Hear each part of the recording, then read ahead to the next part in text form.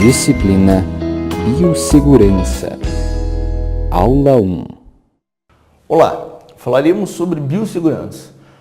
Biossegurança é a ciência que surgiu para controlar e diminuir os riscos quando se praticam diferentes tecnologias, tanto aquelas desenvolvidas em laboratórios, ambulatórios, como as que envolvem o meio ambiente. Também ela aparece em indústrias, hospitais, clínicas, laboratórios de saúde pública, laboratórios de análises clínicas, hemocentros, universidades e outros contextos que o mercado oferece. A biossegurança ela é regulada por um conjunto de leis que ditam e orientam como devem ser conduzidas as pesquisas tecnológicas. No Brasil, ela está formatada legalmente para desenvolver os determinados processos. Organismos geneticamente modificados, de acordo com a Lei da Biossegurança, que é a 8974, de 5 de janeiro de 1995. Os alimentos transgênicos produzidos da engenharia genética e assim como a Comissão de Controle de Biossegurança, que tem a função de fazer, cumprir e determinar o regulamento interno. O que esse regulamento interno ele rege?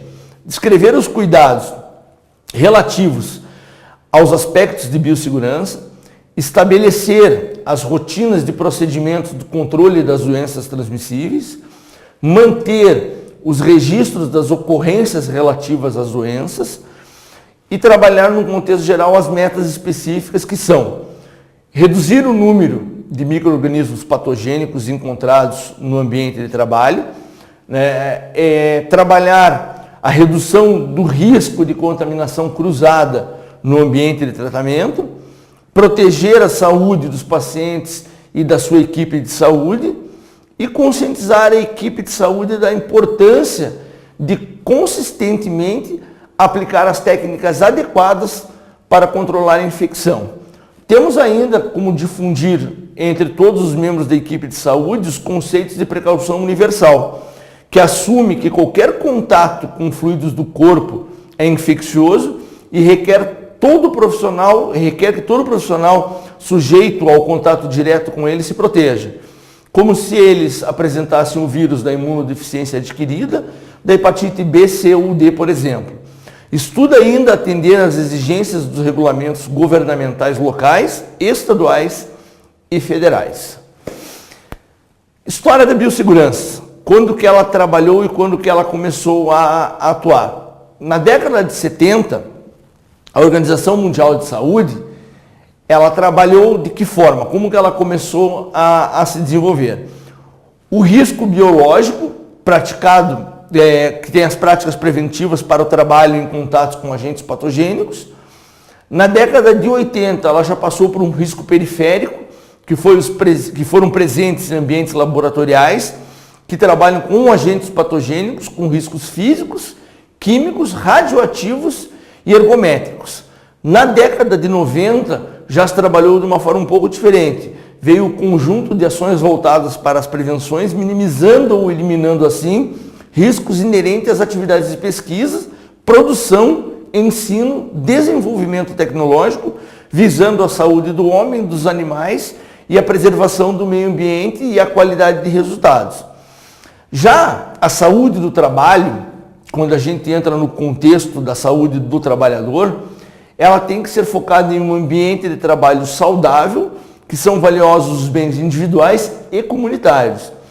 A saúde ocupacional é uma importante estratégia não somente para garantir a saúde do trabalhador, mas também para contribuir positivamente para a produtividade do mesmo.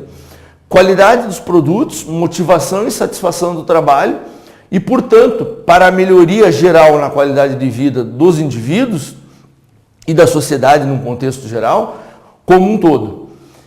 A medicina do trabalho.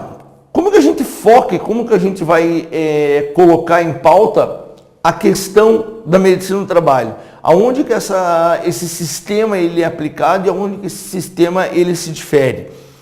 A medicina do trabalho ela vai ser uma especialidade médica que ela vai lidar com as relações entre a saúde dos homens, das mulheres, dos trabalhadores e do seu trabalho. Ela vai visar diretamente promover as prevenções de saúde e de acidentes do trabalho e assim como as suas doenças focadas na promoção do trabalho e na qualidade de vida. Então, assim, a medicina do trabalho ela vai gerar para nós um contexto direto na questão individual ou na questão coletiva, né? Ela vai trabalhar a inter-relação pessoal, desde o ambiente social, particular e no trabalho. A medicina do trabalho ela tem uma questão muito particular que é a CIPA. O que é a CIPA? A CIPA é a Comissão Interna de Prevenção de Saúde. Ela vai ter como objetivo principal prevenir as doenças decorrentes do ambiente de trabalho.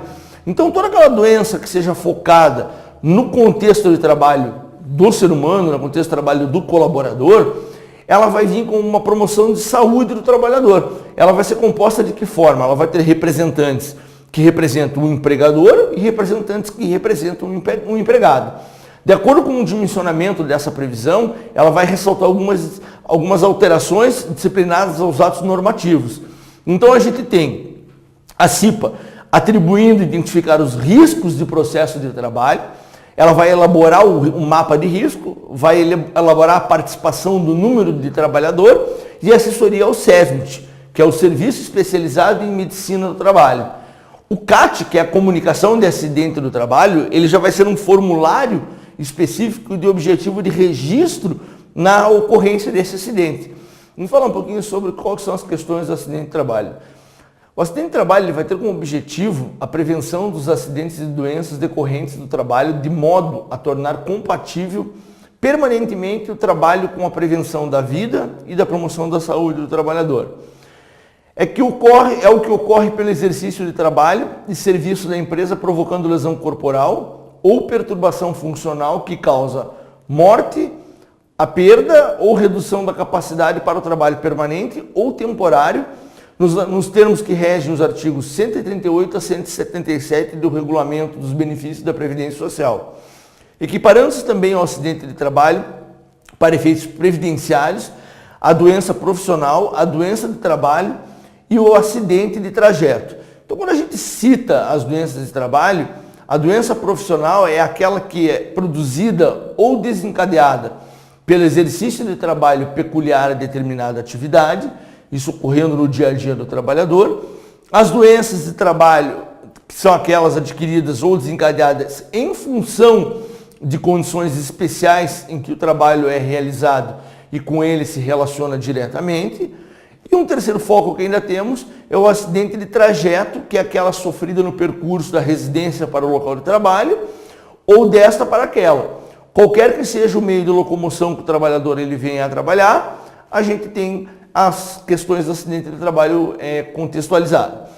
Já falando da ergonomia, ela é um estudo científico de adaptação dos instrumentos, condições e ambientes de trabalho à capacidade psicofisiológica do trabalhador. A ergonomia, ela vai trabalhar diretamente em relação do trabalho, do ambiente de trabalho ao homem, a adaptação do ambiente de trabalho ao homem, assim como a gente tem a adaptação do homem ao ambiente de trabalho. Então a ergonomia ela vai focar o quê? De onde surgiu a ergonomia? A ergonomia ela é ergon, trabalho, normos, normas. Então são normas trabalhistas que surgiu em meados de 1940, na Segunda Guerra, em que tem como um estudo científico a adaptação desses instrumentos. Então as condições do ambiente de trabalho, as capacidades psicofisiológicas, antropométricas, biomecânicas que apresentam o trabalhador. A ciência multidisciplinar com base formada em outras ciências, como a antropometria e a biomecânica, elas vão ser informações das dimensões dos movimentos do corpo. Então a gente tem qual é a questão principal que a gente tem nesse quesito? A anatomia e a fisiologia aplicada ao quê? Ao fornecimento dos dados sobre a estrutura do funcionamento do corpo humano. Já quando a gente fala do processo psicológico, a psicologia ela vai ter como parâmetros o comportamento humano. E ainda vai influenciar a questão da medicina do trabalho, sendo os dados de condições de trabalho que podem prejudicar ou não o organismo humano. Quando a gente pega a questão da higiene industrial, a física, a estatística, elas vão fazer o quê? Elas vão possibilitar o conhecimento de estudo que completa o sistema homem-máquina, ambiente de trabalho, visando assim a adequação do trabalho do homem, a questão que vai focar a LER e a DORT, que é lesão osteomuscular relacionada ao trabalho, doença osteomuscular relacionada ao trabalho, lesão por esforço repetitivo, que vai influenciar diretamente nos custos financeiros de afastamento do trabalhador. Então não é interessante nem para o trabalhador afastar-se do seu mecanismo de trabalho, do seu ambiente de trabalho, né, da sua produtividade, assim como não é interessante para o empregador ter a questão focada da LER e da DORT, né, com as doenças diretamente influenciadas pelo ambiente de trabalho, nós chamamos de doenças ocupacionais. Essas doenças elas vão se focar no afastamento direto do trabalhador ao seu posto de trabalho, porque ele vai acabar tendo uma perda de produtividade e a questão financeira relacionada diretamente ao trabalhador. Falando da DORT, especificamente, que são as doenças osteomusculares relacionadas ao trabalho, os fatores como força excessiva, posturas inadequadas, as lesões diretamente focadas no quesito tendão, ligamento, músculos, por exacerbar diretamente o mecanismo de trabalho, a forma como o trabalhador ele vai gerar o seu mecanismo funcional, ele vai dar todo um sistema de influência econômica na produção do seu trabalho, que vai diminuir consequentemente a produtividade. Vai se ter a questão da produtividade diminuída para a empresa, o que leva isso a questões financeiras comprometidas, e a evolução propriamente dita da questão do ser humano como organismo vivo, né? A perda da sua capacidade funcional.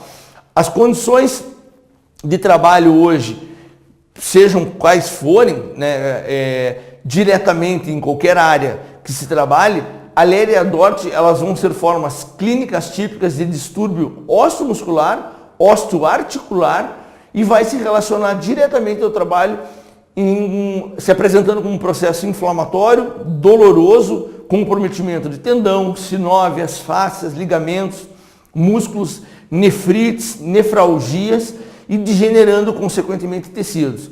Então a gente sabe que as questões mais comprometidas são cintura escapular, região do pescoço, região torácica, região lombo-sacral, né? Os comprometimentos, hoje a gente acompanha muito a questão da inflamação do nervo ciático, se fala muito de doença ciática, né? O que vai levar um período de tempo prolongado de afastamento, vai se levar a fadigas osteomusculares graves e consequentemente crônicas e muitas vezes irreversíveis. Então o aparecimento da dor, né, num contexto geral, ela vai ser uma mensagem prévia da sensação de comprometimento de algum tecido, de alguma tensão que o organismo esteja trabalhando, que vai estar focado diretamente no quadro da LER.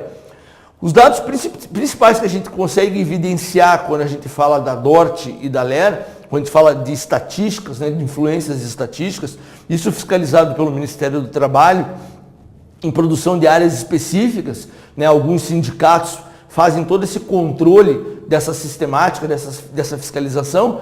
A gente sabe que a DORT, hoje, ela é 2 vezes maior a sua incidência nas mulheres do que propriamente nos homens. Por quê? Pela questão fisiológica, realmente, pela questão anatômica do corpo humano. Então, o homem, a questão fisiomuscular dele, né, a questão de absorção de glicogênio, a gente entra um pouco na fisiologia orgânica, né, na questão tecidual da formação do organismo propriamente dita. A mulher ela vai estar um pouco mais suscetível às doenças osteomusculares do que o trabalhador do sexo masculino. Isso não requer nenhum tipo de comparação no quesito produtividade, né? Vamos deixar bem claro aqui, na nossa aula, que nós sabemos que a capacidade de produção, tanto do homem quanto da mulher, ela vai ser igual, né? E isso aí vai ser muito de adaptação da forma de trabalho de um para o outro. O homem pode ser muito mais produtivo, a mulher muito mais produtiva, dependendo da ferramenta de trabalho que vai se trabalhar. Agora, a questão de posicionamento, a orientação ao trabalhador contra erros de postura, quais são as medidas organizacionais que a gente trabalha, né? A projeção ergonômica do trabalho, usando assim as mobílias corretas, o tempo de relaxamento muscular, a questão de iniciarmos o trabalho propriamente dito com uma ginástica laboral, o fato do estresse psicológico que vai se promover se a gente não tiver pausas no trabalho, treinamentos, informações específicas de riscos, orientações corretas sobre o método de execução daquele trabalho, isso vai comprometer.